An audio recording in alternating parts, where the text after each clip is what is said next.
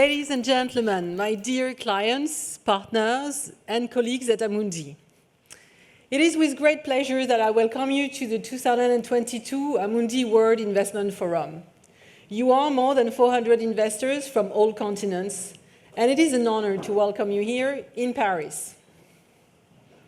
For those of you where circumstances have not yet permitted you to join us in person, I hope to be able to welcome you in the near future.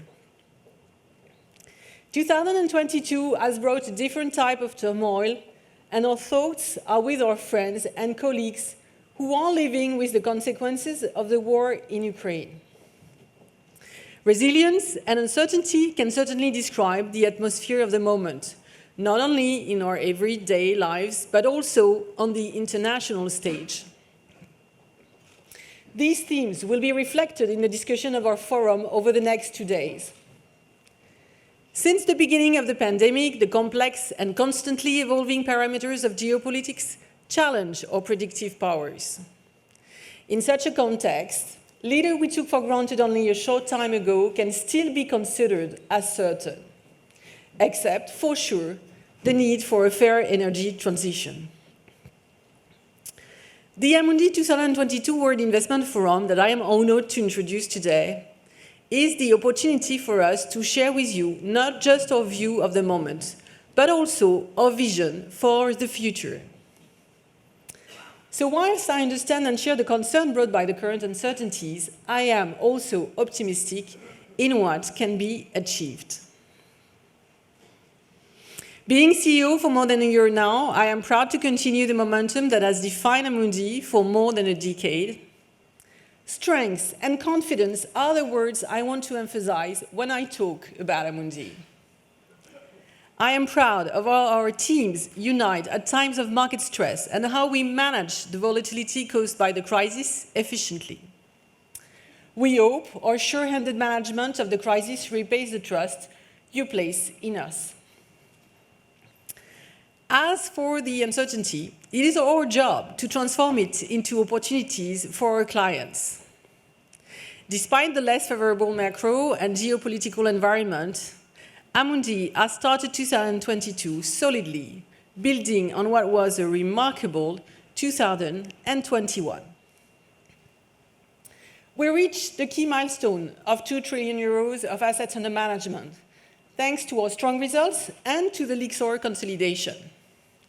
Lyxor's acquisition was completed on time and to plan at the beginning of January, and the legal merger was achieved on June 1st. The new and enlarged business makes us a driving force in passive management and liquid UCITS alternatives. And it also makes us the first European player in ETFs. When I look to the future, my vision for the industry is that the winners will need to be responsible, competitive, and consolidated. As for Amundi, that means confirming our global leadership in responsible investment, continuing our international expansion, strengthening our presence in Europe, the US, and Asia, becoming a digital servicer, building technological solutions along the entire value chain. And last but not least, pursuing organic profitable growth, complementing it by acquisitions, and keeping our capacity to create value for all our stakeholders. Our diversified business model ensures our continued development, despite more challenging conditions, in the very interest of our clients. Responsible investment will be the first priority of our portfolio managers in active, passive, and alternative management. In December 2021, we revealed Amundi's ESG 2025 plan, committing to going even further in our mission to be an industry leader in responsible investment. I am also proud that Amundi was, in 2022, the first asset manager in the world to successfully submit its climate strategy to its shareholders who massively supported it. When it comes to our international ambitions, our successful joint ventures across the globe are prime examples of the course Amundi has set for its development. Not only in Europe, but also in the US and in Asia, thanks to our solid partnerships in India with SBI And in China, with ABC and Bank of China, Amundi is well on its way to reaching its target of 500 billion of assets under management in Asia by 2025. A further pillar of expansion will be through technology. Thanks to Amundi's Technologies proprietary portfolio management platforms, we intend to become a first-class provider of services and technology for institutions, wealth and asset managers, banks, and digital platforms. We will support all of you in fully embracing the switch to digital tools for yourselves and for your clients. Ultimately, Amundi prides itself in providing pioneering solutions for you, our clients, that address the issues of today, whilst also looking beyond the horizon to the challenges of tomorrow. Our newly created Amundi Institute is there to help you in this task, to assist you in understanding the complexity of the investment world and the evolution of investment practices. Our role is to support you by shedding light on the road ahead. It is on that note that I turn to today's forum proceedings. Our belief is that the pandemic, the war in Ukraine, the energy and food crisis at stake have accelerated trends that had already been set in motion.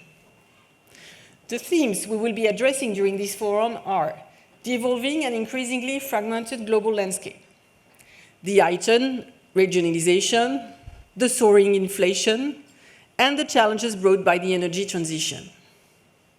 We have chosen to call this situation that we all face today the Great Transformation.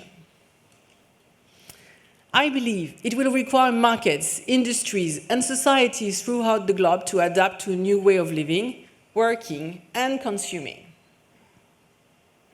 I am proud to be joined by prestigious speakers who will share their vision on the great transformation ahead of us, among whom the historian Neil Ferguson, the former IMF chief economist Olivier Blanchard, and Nobel Prize winner Daniel Kahneman.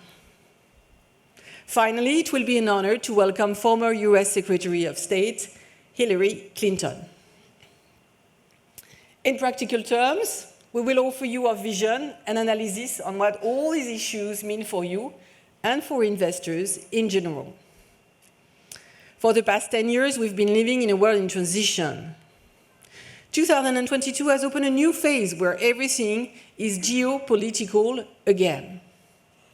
Before starting this forum, let me share with you some of my own beliefs. First, the current trend for deglobalization will see a shift to more regional economic cycles and the risk of increased divergence in terms of fiscal and monetary policies.